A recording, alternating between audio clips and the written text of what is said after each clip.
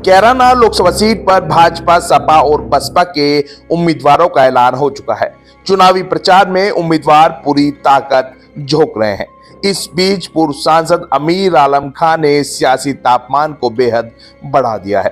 3 दिन पहले गढ़ीपुख्ता में भाजपा उम्मीदवार प्रदीप चौधरी पूर्व सांसद और रालोद नेता अमीर आलम खान के यहां पहुंचे थे। अमीर आलम खान ने अपने भाषण में सब कुछ कह दिया। बोले कि जयंत चौधरी ने अभी तक चुनाव के बारे में बात नहीं की है। गुरुवार यानी कि 28 मार्च तक कायदे से हमारे साथ बात करें। अगर बात करेंगे तो बम्पर वोट कमल के फूल के निशान पर दिलाएंगे। अगर नहीं बात करेंगे तो वह राजनीति पूरी तरह छोड़ देंगे। उन्होंने चंदन चौहान, हरेंद्र मलिक और हसन परिवार को इसलिए भी निशाने पर लिया कि कोई खुद विधायक है, किसी का बेटा और किसी का भाई विधायक है, लेकिन सांसदी का टिकट भी इन्हें ही दिया गया है। इकरा हसन की टेंशन इसलिए बड़ी है क्योंकि अगर जयंत चौधरी से अमीर आलम खान की बात होती है तो भाजपा के पक्ष में वह मुस्लिम वोटों को ट्रांसफर करने में जुट जाएंगे, जिसका सीधा और बड़ा नुकसान इकरा हसन को हो सकता है। सुनिए अमीर आलम खान ने अपने भाषण में क्या कुछ कहा। इन्होंने इच्छा जाहिर की, जाहिर है इनके पिताजी हमारे साथ एमएलए रहे नवासी में।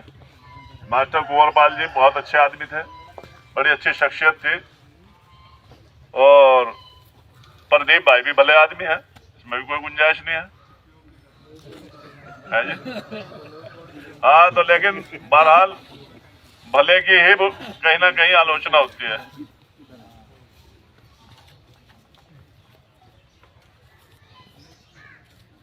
तो इन्होंने इच्छा जाहिर की थी। मैंने कहा भाई आप बताओ किस वक्त आ सको, 10-20 लोगों को मैं भी बुला के बिठा लूं। आज एक तो जुमा है और दूसरे मेरे ख्याल में आपसे बात भी मेरी 11-12 बजे हुई होगी। तो कुछ लोगों को कहा गया आ जाओ भाई, आपके सांसद आ रहे हैं, और जाहिर है वो लोग बैठे टोपी दाढ़ी वाले आपके पास जो थोड़ा सा दूरी बरतते हैं। और यकीनन ये जो सामने बैठे ना, ये हर चीज से हटके मोहर भी लगा देंगे। अमीर आलम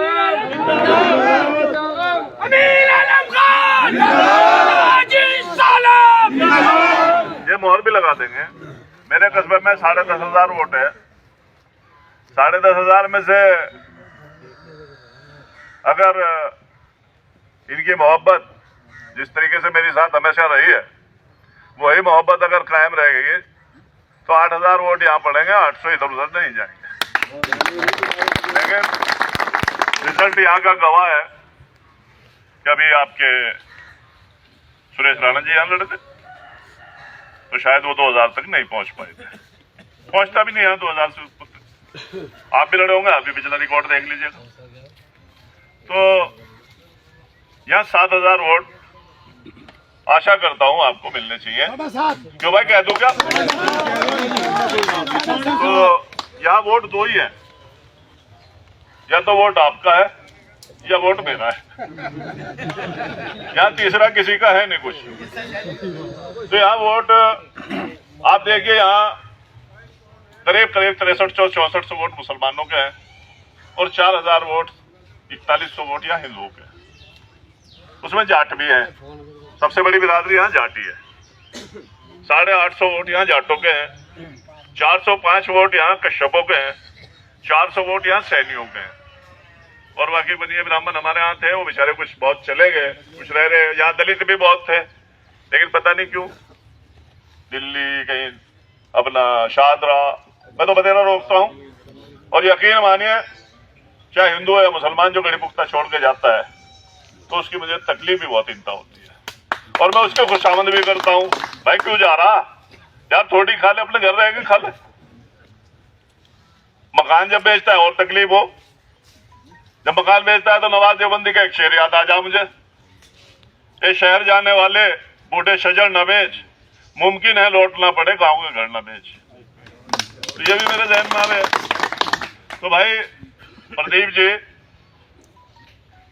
हम राजनीति में, और राजनीतिक आदमी का जब मौका आवे, ढोल बजे, पैर उठे, लेकिन पैर उठ ही नहीं रहा हमारा, उठवाने वाला ही नहीं कोई। आपका टेलीफोन आया था, हमने कहा था जयंत जी हमें कहेंगे तो हम उनकी हुक्म को सरांग को मिलेंगे, लेकिन अगर वो नहीं कहेंगे आओ। अरे भाई कुर्सी आ रही है क्या? वो भाई यहाँ आजा, मेरे बड़े भाई यहाँ आ जा। तो अभी मैं, अरे वैसे ले आओ, वैसी कुर्सी ले आओ अंदर से भाई, ले आइए भाई, वैसे कुर्सी ले आओ, दो चार जो रिवॉल्विंग चेयर से रखे। अनिल दे दो भाई, कुर्सी दे दो इधर, आगे ले आओ रोफालम, इधर को ले आओ भाई। तो अभी हमारे पास हमारे नेता का कोई आदेश हमारे पास नहीं आया, मेरे पास खासकर, मैं नहीं कह रहा, हो सकता है सबको कहा हो। मैं 2010 में राज्यसभा से रिटायर हो गया था, उसके बाद मेरी कोई तमन्ना भी नहीं रही, क्योंकि मैं दूसरे हिसाब का आदमी हूं। मैं कहता हूं कि घर में एक आदमी राजनीति में होना चाहिए, जो घर में कह के आदमी राजनीति करे वो दूसरों का हक मारे। भाई जरा खामोशी कर लो, बैठ लो जी। अरे सारे पुरुष को है, 7 साल पहले आ गए थे हम इस पार्टी में। मैं नहीं, या ना ये लोग गवाह है इस बात के, पूरा इलाका इस बात का गवाह है कि हमने मेहनत में पार्टी को बनाने में कोई कमी छोड़ी है क्यों भाई बिरम सिंह? तो अब भाई हम तो ये तो भूल गए, किसी को अध्यक्ष भी चाहिए एक मीटिंग का, है तो छोटा हल्का ही मसला, लेकिन भाई बिरम सिंह को आगे इसीलिए आता। भाई बिरम सिंह जी हमारे मालंडी से मेरे बड़े भाई हैं, मैं इनका नाम पेश करता हूँ, इनकी तारीफ करते हैं। तो अध्यक्ष जी माफी चाहूंगा, आपको जल्दी से भाई हो गया काम। तो 7 साल से हम बहुत मेहनत कर रहे हैं।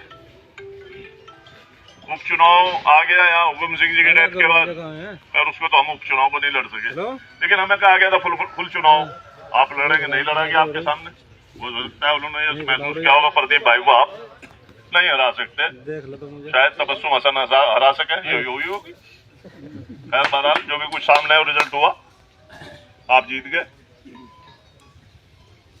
अब विधानसभा वहां हम रह गए पिछड़ के। उसके बाद हमें यह भी कहा गया कि यार हमारे 34 सीटें दी गई थी, 20 एमएलए हमारे आ जाते, नवाज को हम एमएलसी बना देते, बहुत अच्छा लड़का है। वो एमएलसी आई, वो भी इधर उधर चली गई। लोकसभा लड़ाने की बात आई, वो बतेरी हाथ पैर पिटे, आप देख भी रहोगे फेसबुक पे, लेकिन वहां वो आपके हाथ मिल गया। अब हाथ से हाथ मिलने के बाद हम जैसे आदमी यूं बेकार हो जा, कहने भाई मुसलमान तो यूं नहीं देने, बीजेपी से लड़ रहे, और हिंदू यूं नहीं देना, मुसलमान है, यहाँ आके दिक्कत हो जा, सोच बन जा नेताओं की। तो हमें कहा गया कि आप मीरापुर उपचुनाव लड़ना, वो जीत जाएंगे तो आपको चुनाव नवाज कुमार लड़ाएंगे। तो हमने उसमें कहा था अगर आप उपचुनाव लड़ा सकते हो मैं मीरापुर से, तो बात तो जब भी वही होगी, हम मुसलमान तो रहेंगे, हिंदू जब भी नहीं वोट देना, तो इसे पार्लियामेंट में आजमा लो भी चुनाव। खैर वहां उन्हें दे दिया गया। मोह है, प्रेम है, एमपी एमएलए भी वही बनेंगे, एमपी भी वही बनेंगे। यहाँ घर में एमएलए है, एमपी भी यही बनेंगे। वहां मुजफ्फरनगर में लौंडा एमएलए है, एमपी भी यही बनेंगे। यार और भी दूसरों को करना, तो हम तो सिर्फ शौकिया कर रहे हैं, बहुत से लोग तो कारोबार के लिए कर रहे हैं इस काम को। हमारी जिंदगी में तो अगर एक नया पैसा, प्रदीप जी, एक नया पैसे का 40 साल में कोई लगा दे तो हम मर सकते हैं। नफरत करता हूं भाई, मैं नफरत करता हूं गुंडों से, नफरत करता हूं सांप्रदायिक माहौल से। ज्यादा लंबी बात नहीं करना चाहता, एक बात कहना चाहता हूं बहुत लास्ट। 6 दिन का वक्त है, जुमेरात तक का वक्त दे रहा।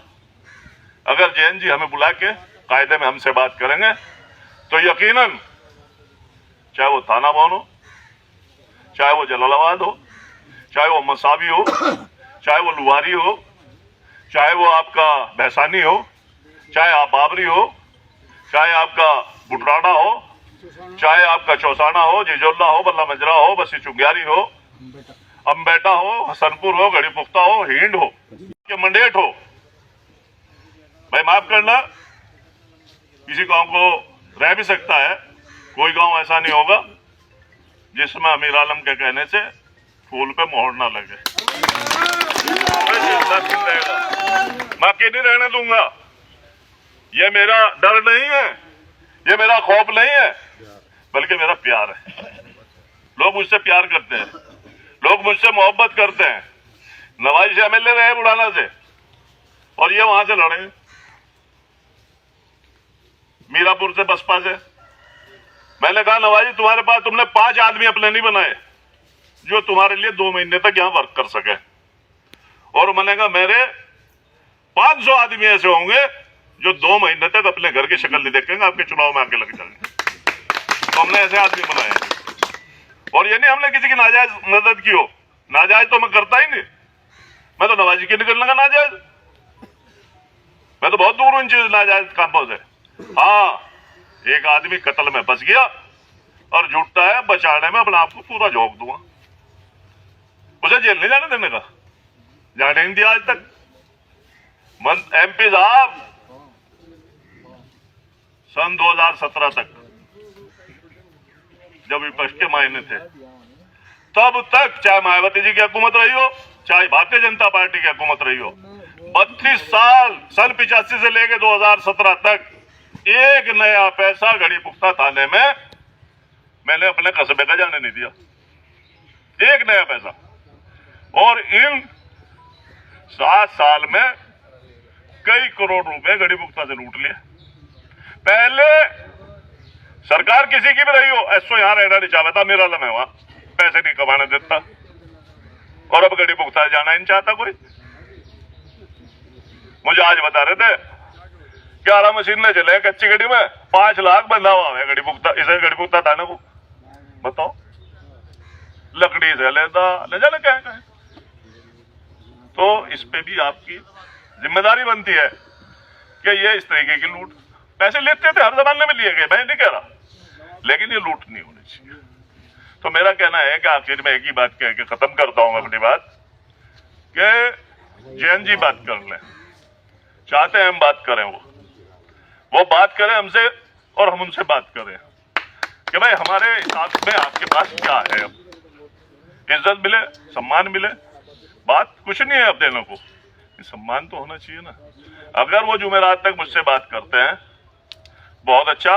जिस दिन आया था तय करके आया था कि जैन जी अब आपको छोड़ा नहीं जाएगा, चौधरी अजीत सिंह भी जिंदा थे जब, अब आपको छोड़ेंगे नहीं, अपनी जितनी भी राजनीतिक लाइफ है वो यहाँ पूरी करेंगे, छोड़ेंगे तो हम नहीं, लेकिन जुमेरात को राजनीति छोड़ दूंगा। ये जाने नवाजी, ये रहें करें, अपने बलबूते पे टिकट लाए, कहीं जाए, मैं किसी के नेता के दरवाजे पे कभी देखोगे